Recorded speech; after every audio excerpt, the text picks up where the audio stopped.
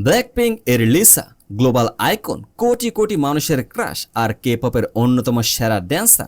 কিন্তু এই বিশ্ব জোড়া খ্যাতির পেছনে কি লুকিয়ে আছে এক ভয়ানক বৈষম্যর গল্প? সম্প্রতি ইন্টারনেটে ভাইরাল হওয়া মাত্র কয়েক সেকেন্ডের একটি ভিডিও ক্লিপ পুরো কে পপ দুনিয়াকে দুই ভাগে বিভক্ত করে দিয়েছে। কোরিয়ান বনাম ইন্টারন্যাশনাল ফ্যানদের মধ্যে শুরু হয়েছে এক তুমুল যুদ্ধ। একদিকে উঠেছে জেনোফোবিয়া বা বিদেশি সংস্কৃতির প্রতি তীব্র বিদ্বেষের অভিযোগ, আর অন্যদিকে কোরিয়ান নেটিজেনদের ক্ষোভ। কিন্তু পর্দার আড়ালে আসলে কি ঘটেছিল? কেন লিসার একটি সাধারণ সাক্ষাৎকার আজ কোরিয়ান ইন্ডাস্ট্রির সবচেয়ে বড় বিতর্কের জন্ম দিল?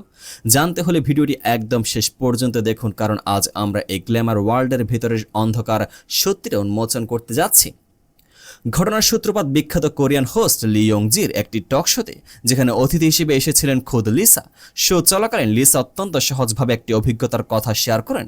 তিনি জানান, ব্ল্যাকপিঙ্ক এর বাকি মেম্বার যেমন জেনি বা রোজির প্রতি ইয়ং-জির যে প্রতিক্রিয়া বা আচরণ ছিল, লিসার বেলায় তা কিছুটা ভিন্ন ছিল। লিসা হয়তো এটি খুব সাধারণভাবেই বলেছিলেন, কিন্তু সোশ্যাল মিডিয়া, বিশেষ করে এক্স, একজন ইউজার এই ক্লিপটি শেয়ার করে এক বিস্ফোরক দাবি করে বসেন।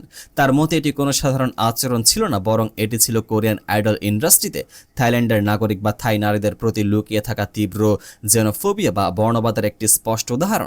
তিনি দাবি করেন, কোরিয়ার থাই আইডলদের উপর এই ধরনের বৈষম্যকে একদম স্বাভাবিক বানিয়ে ফেলা হয়েছে। আর ব্যাস, এই একটি টুইট যেন কে পপ দুনিয়ায় পেট্রোল ঢেলে দিল। এই অভিযোগের পর কোরিয়ান নেটিজেন এবং ফ্যানরা চুপ করে বসে থাকেনি। ইন্টারন্যাশনাল ফ্যানদের এই জেনোফোবিয়ার অভিযোগ কোরিয়ানদের রীতিমতো ক্ষিপ্ত করে তোলে। তারা সোশ্যাল মিডিয়া একের পর এক কড়া মন্তব্য করতে শুরু করেন। কেউ কেউ অত্যন্ত ক্ষোভের সাথে লেখেন, কোরিয়ার মতো এত বড় সুযোগ অন্য কোন দেশ দেয়? কে পপ ইন্ডাস্ট্রি শুধুমাত্র খাঁটি কোরিয়ানদের দিয়ে চালানো উচিত।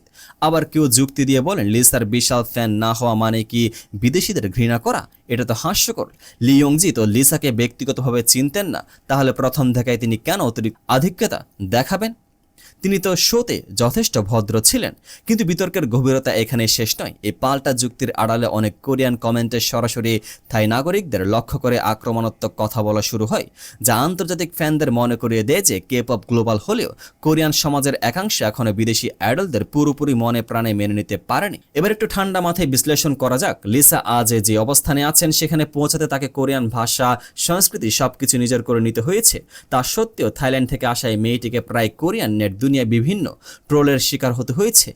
আন্তর্জাতিক ফ্যানদের দাবি, জেনি বা জিসু কোরিয়ান হওয়া তারা যে প্রিভিলেজ বা সুবিধা পান, লিসা একজন থাই নাগরিক হওয়ায় অনেক সময় তা থেকে বঞ্চিত হন। তবে মুদ্রার এপিট ওপিট দুই আছে।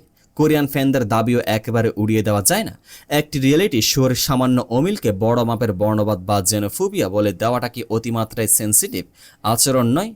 ইন্টারন্যাশনাল ফ্যানদের অতিরিক্ত প্রতিক্রিয়ার কারণে কি কোরিয়ানরা উল্টো ডিফেন্সিভ হয়ে লিসার উপর ক্ষোভ ঝাড়ছে? নাকি সত্যি কোরিয়ান বিনোদন জগতের গভীরে শিকড় গেড়ে বসে আছে বর্ণবাদের এই বিষাক্ত বীজ? সংস্কৃতির এই সংঘাত আজকে পপকে এক অদ্ভুত চৌরাস্তায় এনে দাঁড় করিয়েছে। একদিকে গ্লোবাল ফ্যানদের ভালোবাসা, অন্যদিকে কোরিয়ান সমাজের রক্ষণশীল মানসিকতা। এই দুইয়ের মাঝে পড়ে প্রায় লিসার মতো গ্লোবাল স্টারদের মানসিক চাপের মধ্য দিয়ে যেতে হয়। তাহলে আসল সত্যিটা কি? লি ইয়ং-জির আচরণ কি শুধু একটা ভুল বুঝাবুঝি, নাকি এর পেছনে লুকিয়েছিল কোরিয়ান ইন্ডাস্ট্রির আসল রূপ? আপনার কি মনে হয় কোরিয়ান ফ্যানদের দাবি কি যৌক্তিক, নাকি লিসা আসলে জেনোফোবিয়ার শিকার? আপনার মূল্যবান মতামত নিচে কমেন্ট করে অবশ্যই জানান। ভিডিওটি ভালো লাগলে লাইক এবং শেয়ার করতে ভুলবেন না। দেখা হচ্ছে পরবর্তী কোনো রহস্যময় ইনসাইট স্টোরি নিয়ে। পেজটিকে ফলো করে পাশে থাকুন।